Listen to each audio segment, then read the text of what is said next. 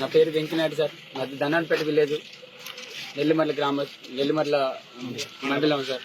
Sir నేను ఆర్మీలో 24 సంవత్సరాలు సర్వీస్ చేసి కష్టపడి కట్టుకున్న నా ఇల్లు సార్, నా కళ సార్. నా కళని ఈరోజు అందరూ అపోజిషన్ పార్టీ మీద వరకు ఎంత బలం ఉందో నాకు తెలియదు సార్. విధ్వంసం చేసి వచ్చి నా ఇల్లుని, నా గోడని అందరినీ కూల్చేశారు సార్. ఈరోజు నాకు మాట్లాడడానికి ఏం మాటలు రావట్లేదు చెప్పడానికి. ఎందుకంటే నేను 24 సంవత్సరాలు ఐస్ పర్వతాల్లో కూడా సర్వీస్ చేసి వచ్చి నా ఇల్లుని కూల్చుకున్నాను సార్. నేను వచ్చిన వెంటనే ఇది పవన్ కళ్యాణ్ గారు, ఎవరు చంద్రబాబు నాయుడు గారు అక్కడ చెప్తుంటారు ఒళ్ళు దగ్గర పెట్టుకొని చేద్దామని చెప్పి. ఇదే కూటమి తాలూకా, కూటమి ప్రభుత్వం తాలూకా అరాచకాలు ఇలాగ ఉన్నాయి సార్. మీరు మాటలు అక్కడ ఆడుతున్నారు, ఇక్కడ అరాచకాలు ఈ విధంగా ఎక్కడ చేస్తున్నారు సార్. మీకు దమ్ము ఉంటే ఇలాంటివి ఆపండి సార్. ఈ ధనాన్పేట విలేజ్ లో ఎన్క్రోచ్మెంట్లు ఎన్ని ఉన్నాయో అన్నింటిని మొత్తం తీపించండి సార్.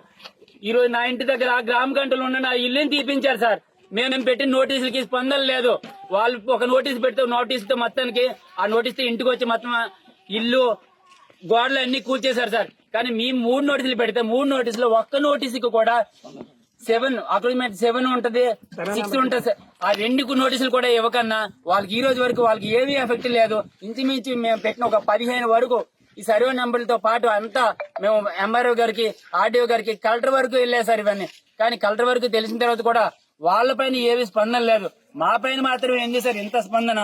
మేము ఏం చేసాం సార్? 24 సంవత్సరాలు కష్టపడి వచ్చింది. నేను ఈ రోజు వరకు రాజకీయంలోకి వెళ్ళడం తెలియదు సార్. బయట ఎక్కడ ఎవరితో గొడవ చేసుకోవడం తెలియదు సార్. ఎంత కక్ష సాధించి వేరే వాళ్ళు ఎవరి మీద తీసుకోవచ్చు కదా సార్, నా మీద ఎందుకు సార్ తీసుకుంటారు? నాకు కల సార్ 24 సంవత్సరాల్లో కట్టిన ఆ ఇంటిని నేను ఎలా బాధపడుతున్నా తెలియాలి సార్ మీకు అందరికి. అక్కడో మాట ఎక్కడో మాట ఆడే మా పద్ధతి కాదు సార్ మాది. ఇక్కడ ధనాన్పేటలో గేదెల రాజారావు అని ఆయన ఉన్నారు సార్. ఆయన మొత్తం కుట్ర పైన మొత్తానికి ఎలాగైనా సరే ఆయన సర్పంచ్ కి ఓటు వేయలేదు. అప్పటి నుంచి కక్ష పెట్టుకుని అతని మీద 1,30 లక్షల వరకు ఆయన ఫైన్ కూడా వేశారు, మైనింగ్ కేసు. అలాంటి వాళ్ళని వదిలేసి నాలాంటి వాళ్ళ మీద నేనేం చేశాను సార్? దేశానికి సేవ చేసి రావడం తప్ప సార్ ఇది. అలా కాకుండా ఇంకా ఎన్క్రోచ్మెంట్లకి ధనాన్పేట విలేజ్ లో టోటల్ గా చాలా ఎన్క్రోచ్మెంట్లు చేశారు వాళ్ళందరూ కలిపి. పూర్వం భూములన్నీ మొత్తం ఉన్నాయి వాళ్ళ దగ్గర.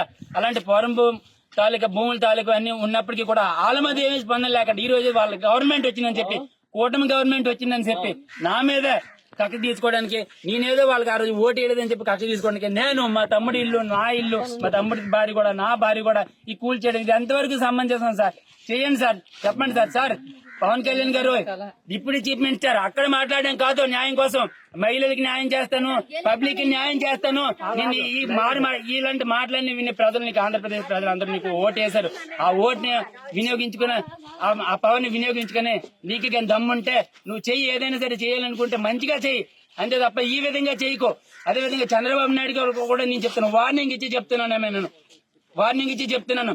ఇలాంటి రాజకీయాలు, ఇలాంటి పద్ధతులు చేసి మీరు చీఫ్ మినిస్టర్ అయిపోవడం, చీఫ్ మినిస్టర్ అయిన తర్వాత ఈ విధంగా బాధ పెట్టడం, సామాన్య ప్రజానికాన్ని బాధ పెట్టడం, ఇది ఎంతవరకు సమంజసం?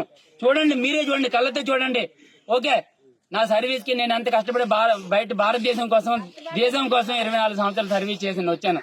ఓకే, అలాంటిది ఈ విధంగా నాకు చేసేదే सर राष्ट्रपति द्रौपदी मुर्मू जी आपको भी नमस्कार।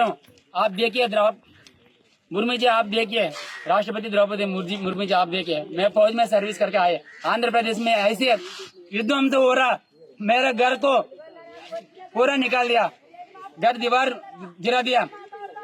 ये ग्राम कंट है, अगर एनक्रोचमेंट होने से हो क्या है, एनक्रोचमेंट वाला बहुत लोग है मेरे गांव में, उन लोग के लिए छोड़ दिया, उनको कम से कम 10-15 बंदा है, लेकिन अभी पॉलिटिकल पावर है अभी, इसलिए अपना वो एगेनिस्ट राजशेखर